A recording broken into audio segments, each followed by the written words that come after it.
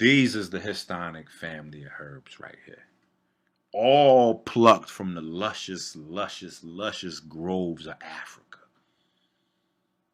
All plucked from the luscious groves of Africa.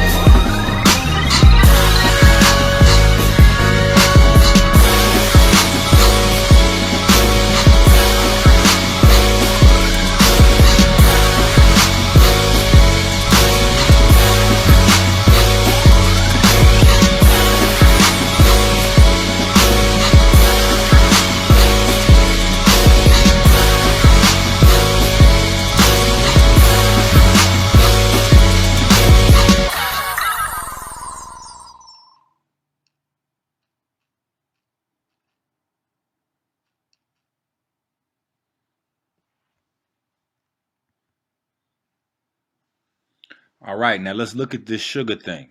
Okay, let's look at this sugar and let's see every part of the brain is being uh, affected by this glucose charade, this red herring. Okay, so pay attention to this. The frontal lobe, the parietal lobe, the occipital lobe, the cerebellum, the brainstem, the temporal lobe. All of these things are being affected. Higher mental functions, eye movement, sensory data, language comprehension, vision, association, coordination, hearing, speech, voluntary motor function.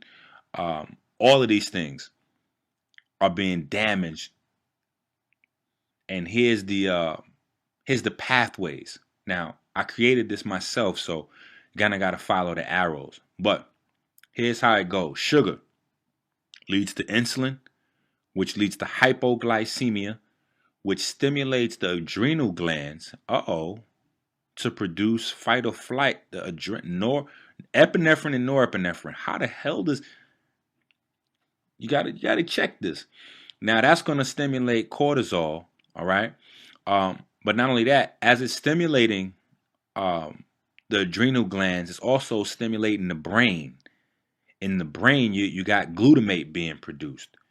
So the combination of the epinephrine and norepinephrine with the glutamate produces hyperactive behavior and brain damage over time. Okay. Also, what you have creating is the sugar is it cross-links proteins in all brain cells to create lesions, tumors, silent strokes. Cross-links the proteins. We got specific on that cross-linking. Which proteins are they specifically talking about? The ones that are supposed to be protecting the mitochondria. Okay, it dramatically increases the free radicals and acids in the brain. What free radicals and acids? Ammonia and sulfur. Okay, now what are the guys that are designed to protect this from happening? Selenium, magnesium, zinc, calcium, vitamin C, vitamin E. So, sugar depletes all those things. Sugar depletes all those things. And as it does that, obviously, we went through the cascade of the progression into behavior. Violence, even this, not even on that scale. But this is what happens when people don't eat. They don't know they're dealing with their sugar index being thrown off. And that puts them in the bad mood. So even if it's just on the scale of creating arguments, you might not be out shooting up a mall somewhere, but you might be at home arguing with your wife or yelling at your children. You have to understand this stuff is diet modulated. Okay? Now, let's take this to another level. This is from the New York Times. These are maps of diabetes. The top map is New York City. Everybody's drinking the same drinking water. The darkest areas on the top is Harlem, where the African Americans predominate in the community. And then the Bronx, and is it Queens? I don't know New York City very well. But two other areas where minorities and poor live. Why do they have much higher rates of diabetes than the rest of the affluent part of New York City?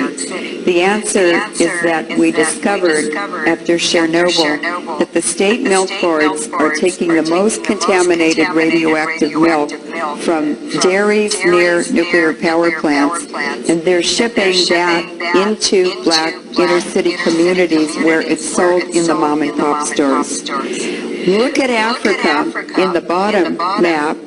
It has the lowest diabetes in the world. So how can diabetes be genetic in blacks if they didn't have it in Africa? It's because U.S. national policy is to genocide the black communities with radiation.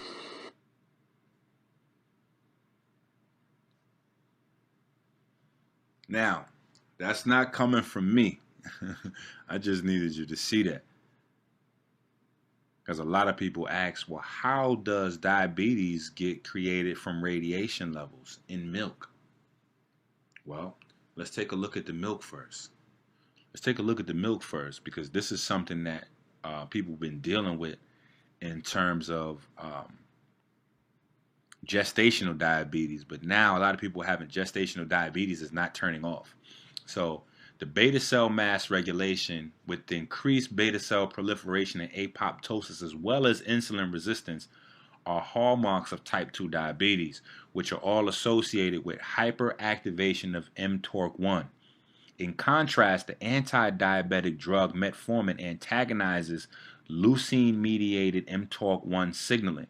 Plant-derived polyphenols and flavonoids are identified as natural inhibitors of mTORC1 and exert an anti-diabetic and anti-obesity effect. Okay? So again, 40-day fruit fast, we got the solution for you. All right? Got to understand, them beta cells is little melanocytes. They respond the same way everything else do. And you can go through the all the way from cancer to diabetes, back from diabetes to cancer, the relationship there yourself. You got it. The impact of cow's milk mediated mTORC1 signaling in the initiation and progression of prostate cancer. Okay? Prostate cancer. Who leads the prostate cancer? Black folks. So you might need to pause this and see how cow's milk is doing this to you. Okay? A tip, if your sweat smells like ammonia / sulfur, all right, and you are melanocyte dominant, that is an early warning sign that will show up way before the sugar analysis. you are about to have type 2 diabetes, and you might want to check for other complications in your kidney and liver. Okay, you might want to check for some other complications.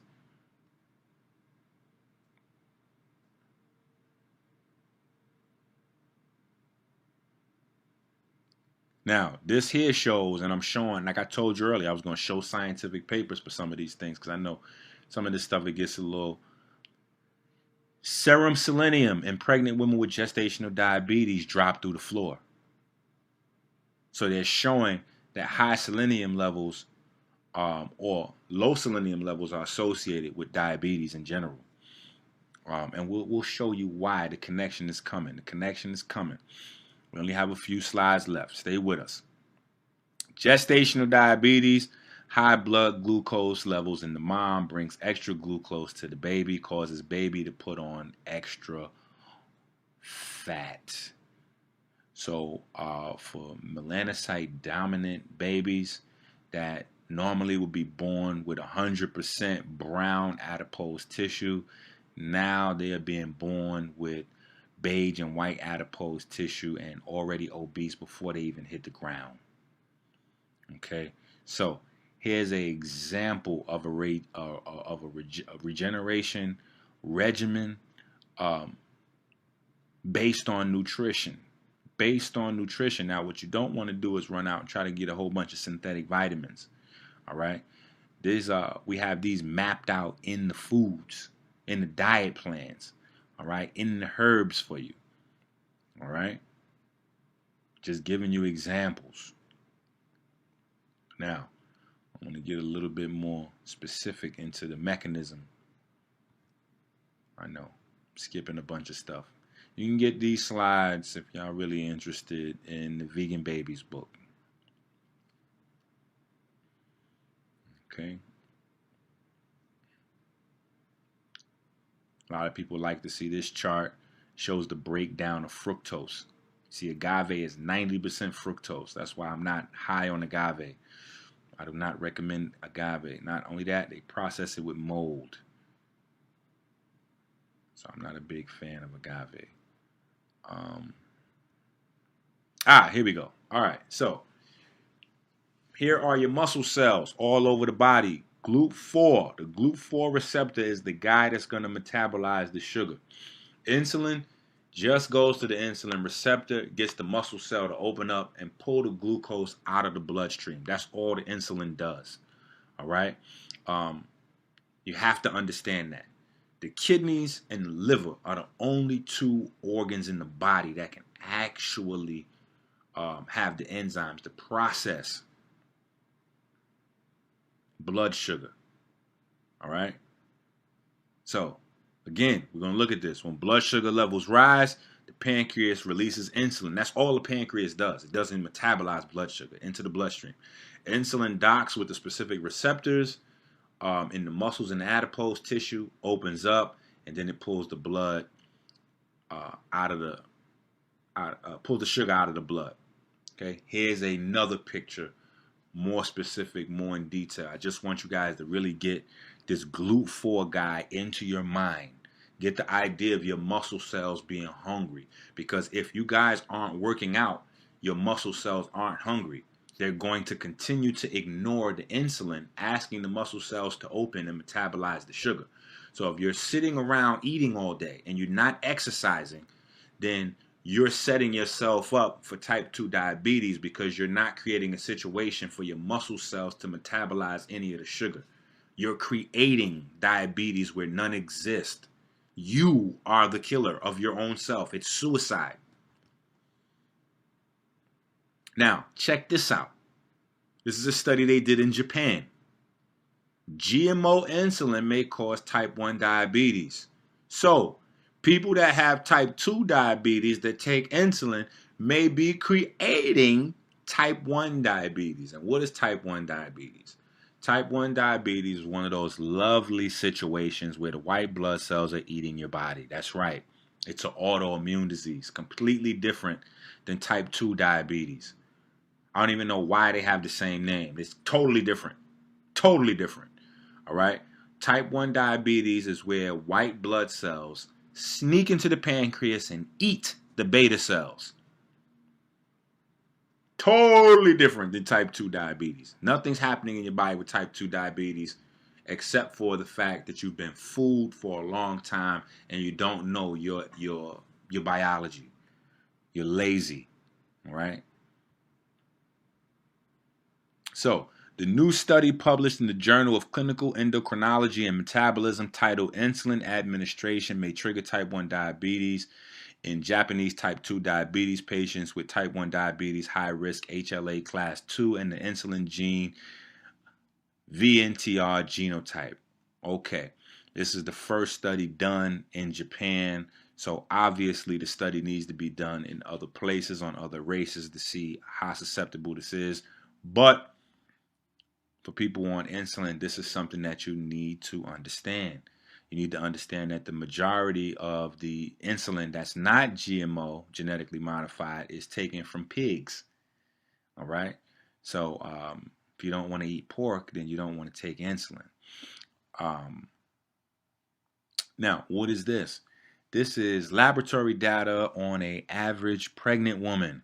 This is what they check to see for preeclampsia, which is another version of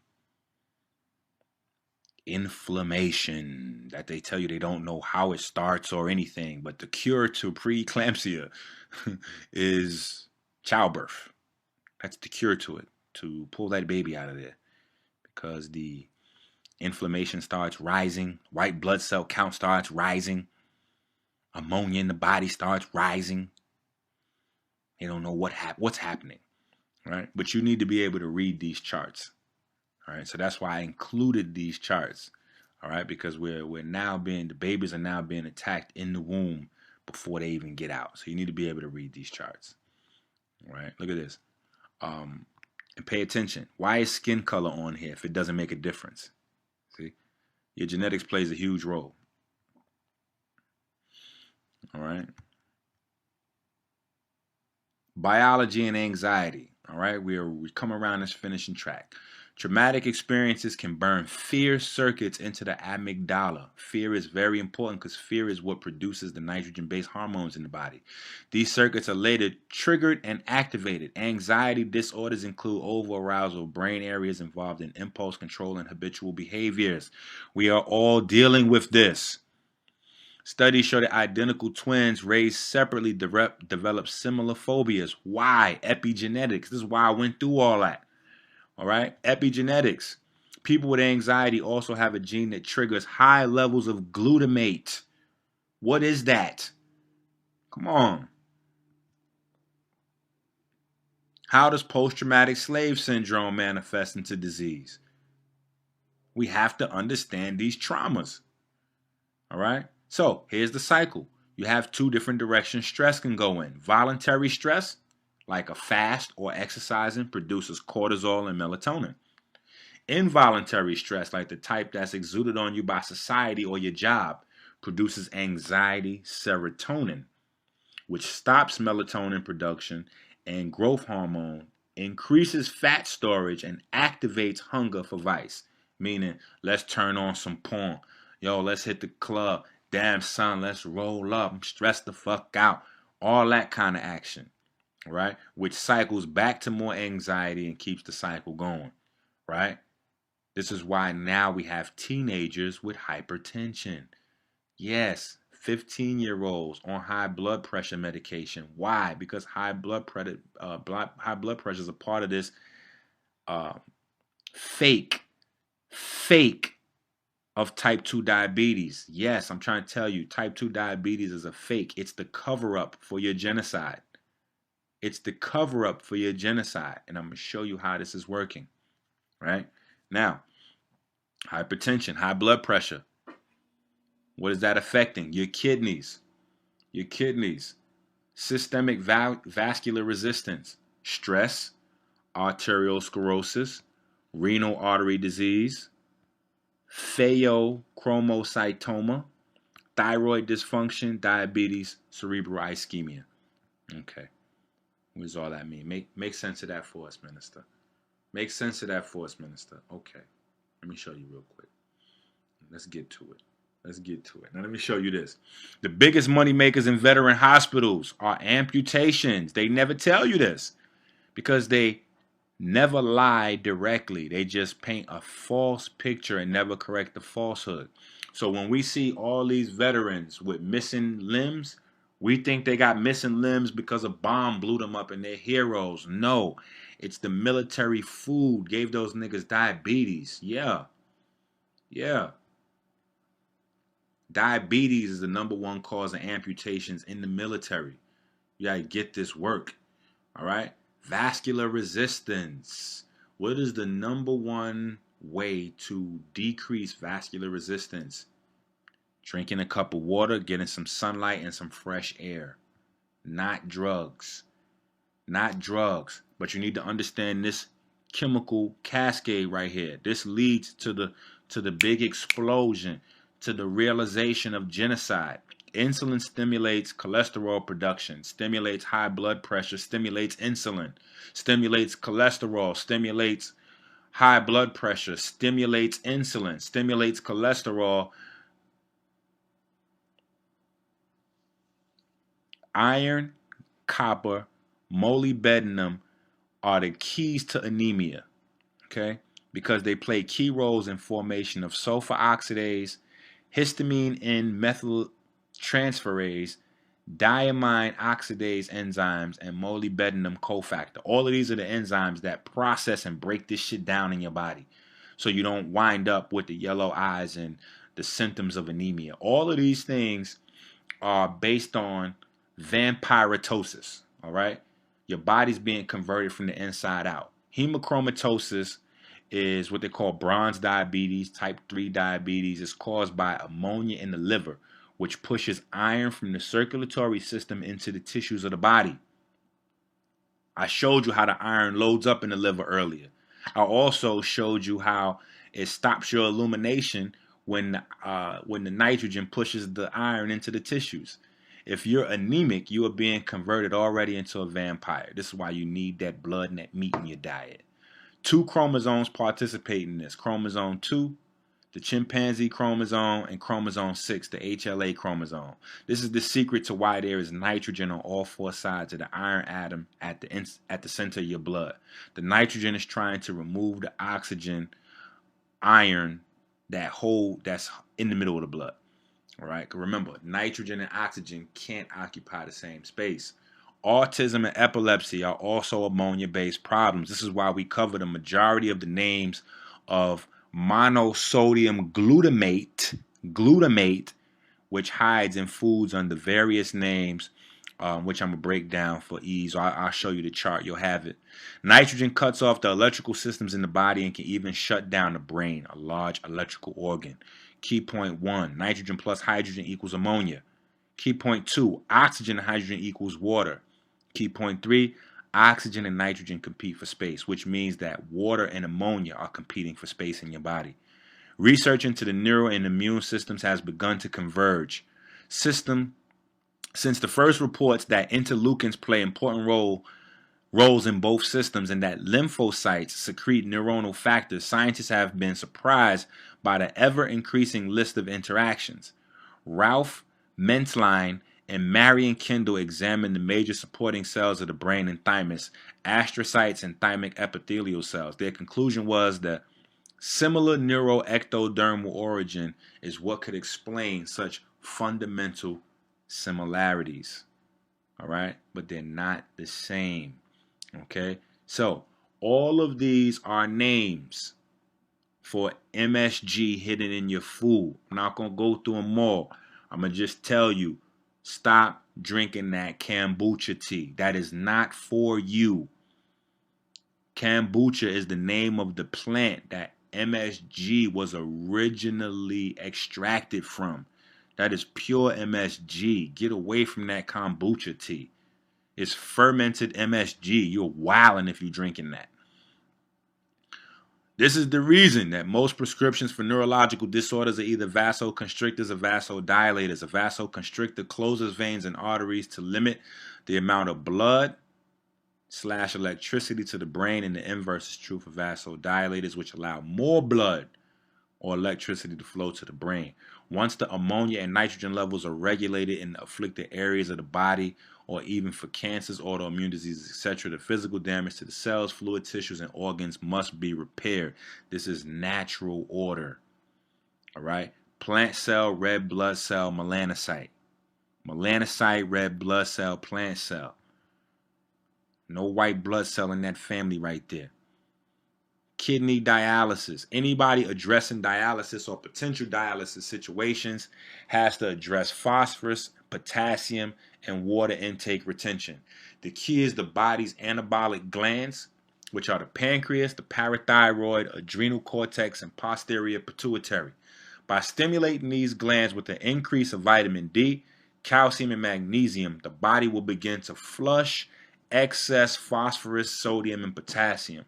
This, in conjunction with biomineral therapy, will help reverse this condition, providing exercise, diet, and sunlight are in place.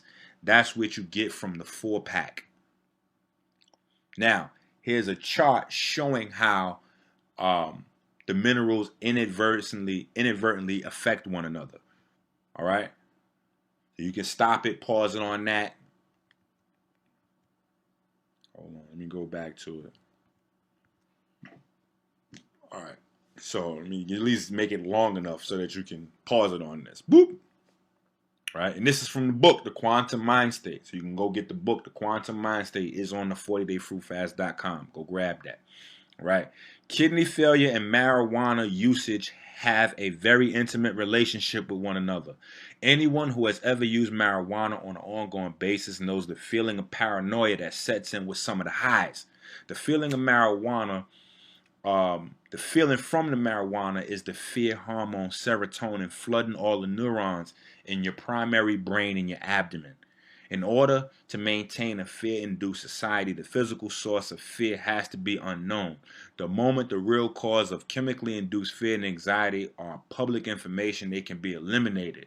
Serotonin's popular story is that it is produced in the brain. However, it is not. It is produced in the gut by the enterochromaffin cells, and as those of you who have been walking with me have guessed, it is a nitrogen-based hormone. The problem is serotonin destroys kidney function. In fact, all purines fit into pro-serotonergic substances, which are things that promote serotonin, like taking tryptophan.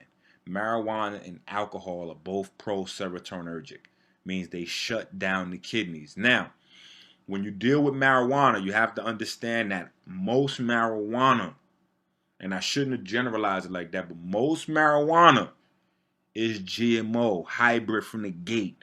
So you got to understand that marijuana been played with and synthesized, and not by you, Johnny Q. Let me get a 20. Let me get an ounce. Let me get a pound even. You're not the guy that's hybridizing this stuff. You don't know what they're doing in laboratories mixing it up. That's why it went from skunk and chocolate to hydro.